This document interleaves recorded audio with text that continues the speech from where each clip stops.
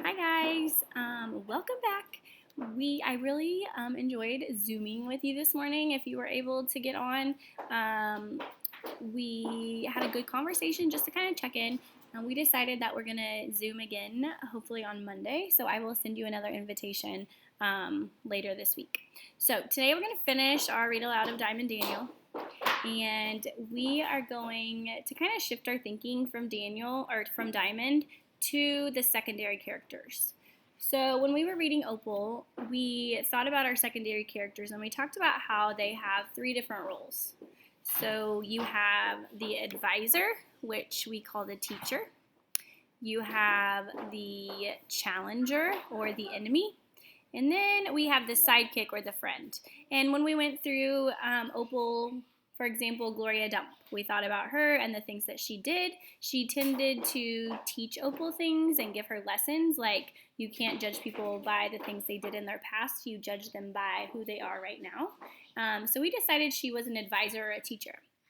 And then we thought about Franny Block.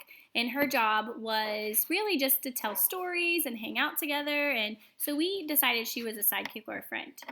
And then we had a couple challengers. For example, the Dewberry Boys we considered a challenger because they were constantly making her frustrated or arguing with her. And they kind of created a challenge in our story.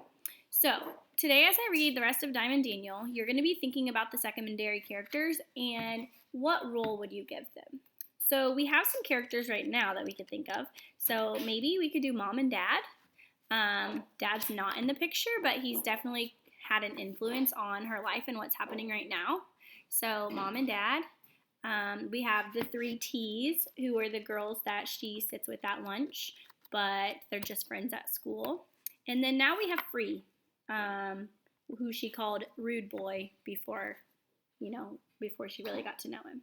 So we're going to read the rest. There's only a little bit left. And continue to think about those three characters.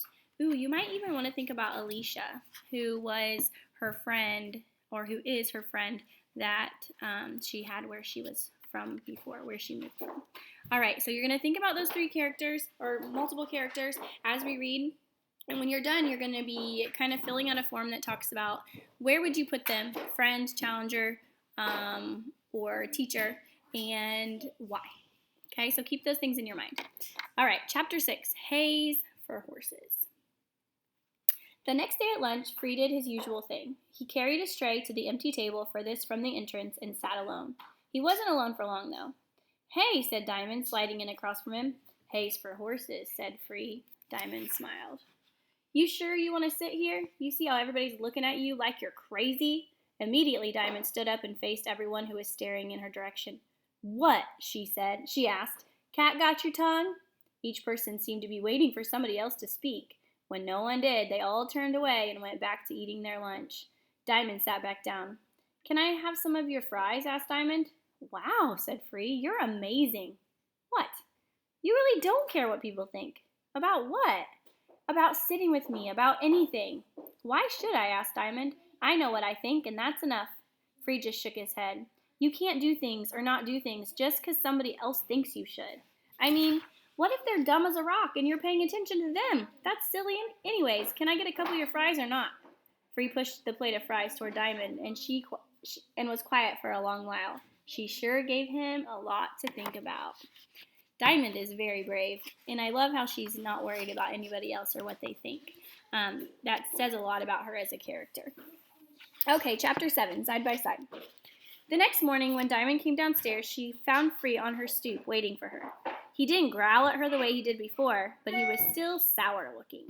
How come you're always so grouchy in the morning? Asked Dyamonde. You would be too if you had to share a bunk bed with your baby brother and he was yapping all the time. I need earplugs just to get some sleep. Don't you get used to it? I haven't so far. Back in Detroit, I had my own room. Still, you got a bedroom, that's something. Free shrugged. I guess. He was going to complain some more about how crowded it was in his grandma's tiny apartment, but something told him not to. I love how she is super optimistic. She's always looking at the good side of things. When school let out that day, Dyamonde found Free hanging around the entrance. She headed home and he fell in step with her. So, you know I like to read, said Free. Me too, said Dyamonde, and I like basketball. So do I, and baseball, and handball. Handball? I'll teach you, said Diamond. What's your favorite color? Blue. Yours? Red, best color in the universe. I collect marbles. Rocks. You got a home computer? No, said Diamond. Me neither. We moved here this summer. You? 1 month ago. I live with my mom. She and my dad got divorced. I live with my mom, dad, brother, and grandmother. We moved here when my dad lost his... Oh, that's right. You already know that. Diamond smiled. You're so lucky, she said. Huh? You have a brother and a grandmother. My grandparents are all dead. Yeah?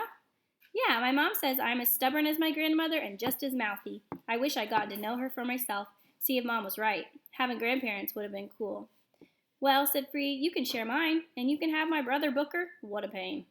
That's what everybody says about their brothers and sisters. But sometimes I wish I had one to talk to. Free didn't know what to say to that. Diamond looked up just as they were passing House of Beauty. An old lady sitting under the hairdryer stared at her through the window. Diamond waved. That's Miss Gracie Lee, noisiest person on the block. If you do something and you don't want your mom to know... Oh, it says nosiest person, sorry. That's Miss Gracie Lee, nosiest person on the block. If you do something and you don't want your mom to know about it, don't do it in front of Miss Gracie. By the time I get home, Mom will know I've been walking with that Freeman boy. But how does she know? She knows everything, said Diamond. Next, she waved to a young mother pushing a baby in a carriage, with 2 more little ones trailing behind. The lady at the flower stand smiled at her, and she nodded at the man at the newsstand who called to her. Hey there, Diamond. You know all these people? Said Free. It wasn't a question, but his voice was full of wonder. Sure, you will too, after a while. I don't know, said Free. We may not be here that long. Depends on my dad, you know. If he finds a job, when he finds a job. Diamond touched Free's arm. He will find a job, Free. I'm sure of it. But my mom says, even when he does, she knows about me and my dad. You talk about us? Well, yeah, you're my friend. Why wouldn't I? Free relaxed. Let the word friend wash over him. Right. Anyway, even when he gets a job, it might take a while to save up money to move. Plus, maybe he'll just move you guys to an apartment close by. That way, you can stay in the same school, see? So why not get to know everybody in the neighborhood? You might be here for a long time. At least I hope so, thought Diamond. But she kept that thought to herself. Before she knew it, they had reached her building. She waved goodbye to Free and ran inside. Chapter 8. Goodbye, Alicia. Every day after becoming friends with Free, Diamond left for school at the same time as everyone else, walking side by side with Free. They ate lunch together, played together in the schoolyard, and even passed funny notes to each other in class. The last days of September turned quick as the pages in a good book. October blew in cool, but with her new best friend, Diamond hardly felt it. Diamond still missed Alicia, just not all the time anymore, and Free was much less grouchy than he used to be. He stopped growling at everybody and even surprised the teacher one day, in a good way. It was reading time, and Aaron, the boy in front of Flea, had finished reading his paragraph. Mrs. Cordell skipped over Free because he never wanted to read out loud. Diamond, she said, could you pick up the next? Free raised his hand. Yes, Free, asked Mrs. Cordell. What is it? Can I read next? Kids were poking each other and laughing. Even Mrs. Cordell looked shocked, but she nodded yes. Turns out Free could read better than almost anyone. Everybody was surprised, except for Diamond, that is. Show off, Diamond whispered when Free was done. Ooh. She was smiling when she said it. That evening, Diamond took out her photo album and turned to her favorite picture of Alicia. I still miss you, she said to the picture, but guess what? I've got a best friend here too. His name is Free. The next day was Saturday, and Diamond knew exactly how she wanted to spend it. She picked up the telephone and dialed Free's number. Mrs. Freeman answered, then handed the phone to Free. Hey, it's me, she said when he picked up. I'm going treasure hunting tomorrow. Want to come? Sure, said Free. Diamond smiled, happy to have a new adventure to look forward to, and happy to have someone to share it with. Diamond plus Free equals 2, thought Diamond. Even numbers rule. Okay, so don't forget you're going to continue on to Seesaw and write down your thoughts about the secondary characters. Don't forget, sometimes a secondary character can play more than one role. So in my mind right now, I'm thinking about Free and how Free kind of had 2 different roles in this story. So think about that when you're filling out your thoughts about your characters. All right, I will read to you again on Monday.